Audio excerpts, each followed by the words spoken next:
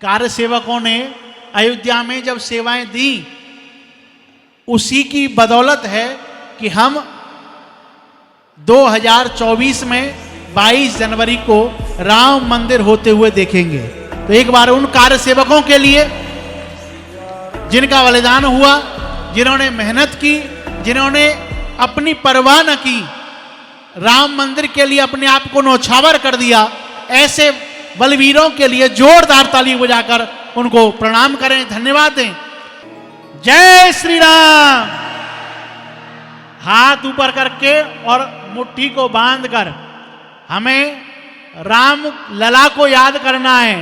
जय श्री राम, जय श्री राम, जय श्री राम।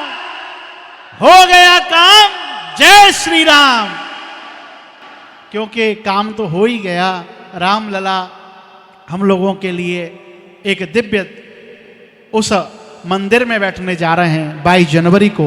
ये हम सभी सनातनियों के लिए गर्व की बात है कि हम सभी 500 साढ़े 500 वर्ष बाद रामलला को हम लोग अपने जीवन में, हमारी जो पीढ़ी है, हमारे बुजुर्ग जो नहीं देख पाए, वो हम देखने के लिए इस समय ठाकुर जी रामलला स्वयं हमें चुना है और हम लोग उनके दर्शन कर पाएंगे। तो आप सब भक्त प्रेमी सादर आमंत्रित हैं उस दिव्य भव्य आयोजन में।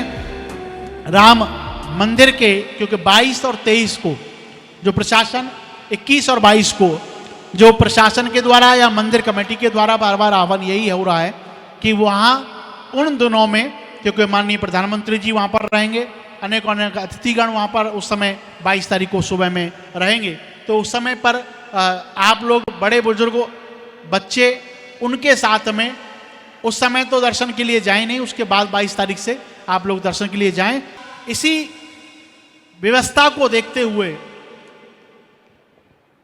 राम हम सब भक्तों के लिए आएंगे।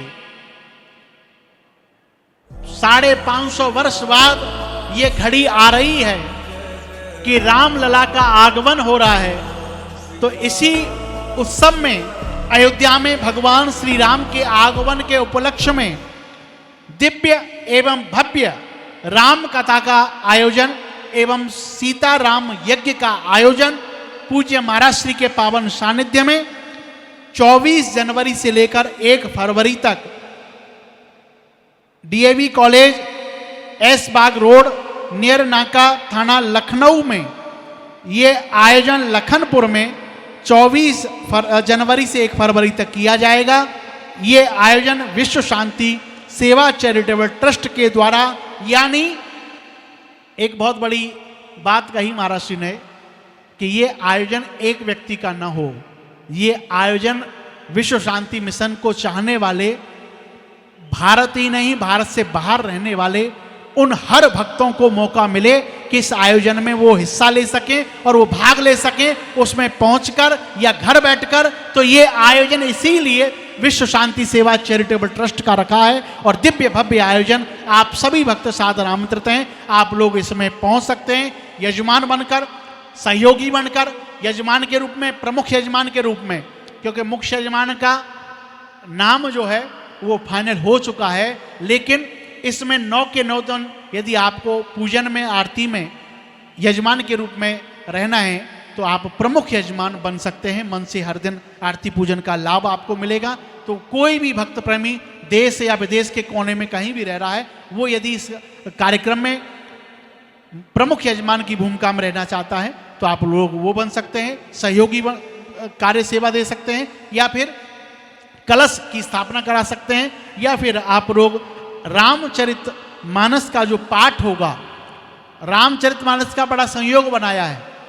रामचरित का मानस का जो पाठ होगा वो हम वृंदावन में करेंगे, ब्रज भूमि में करेंगे।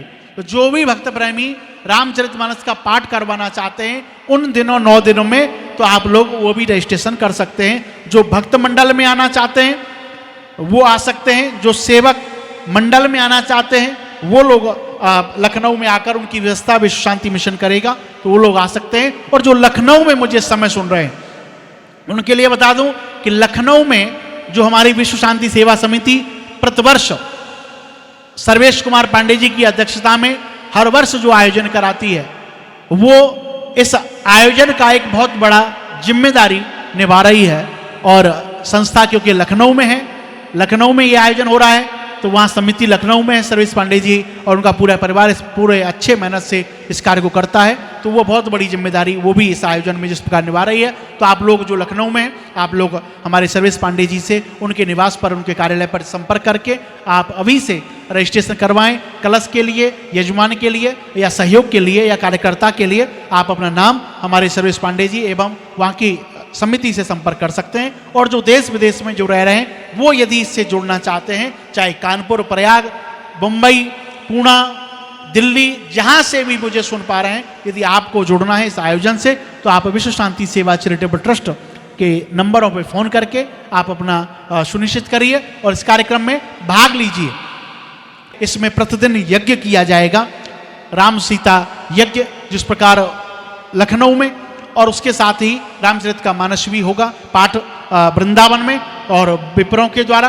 तो इसमें कम से कम हम एक एक पाठ एक परिवार के द्वारा अवश्य कराएं, जिसमें कि विप्रदेव पूरे 9 दिन आप सबका संकल्प रामलला को समर्पित कर सकें। कलश की स्थापना भी आप करा सकते हैं। व्यवस्थित पूरी जानकारी और आप सबको वृंदावन के नंबरों में फ़ोन करके आप ले सकते हैं।